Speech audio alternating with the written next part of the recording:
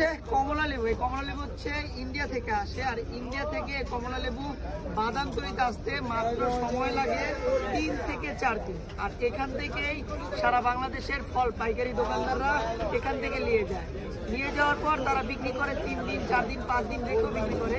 But আমরা যে খাই সেটা কতদিন পর, আমরা কিন্তু টাটকা খাই না। আর এই যে কমলালেবু একটা চকচকা দেখতে পাচ্ছেন, এগুলো কিন্তু পলিশ করা হয়েছে। জানি না কোনো কিছু ব্যবহার করা হয়েছে কিনা, তারা বলতেছে কোনো কিছু ব্যবহার করা হয়নি, কোনো মেডিসিন ব্যবহার করা হয়নি।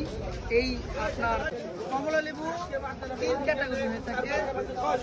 কমলা লেবু 3 ক্যাটাগরি হয়ে থাকে। একটা হচ্ছে 150 যেটা মিডিয়াম সাইজ, 5,950 টাকা। আর হচ্ছে 220, এগুলো হচ্ছে ছোট কমলা লেবু, মানে 220 পিস থাকে। আর হচ্ছে 150 বড় কমলা লেবু, এটার দাম হচ্ছে 6,900 টাকা।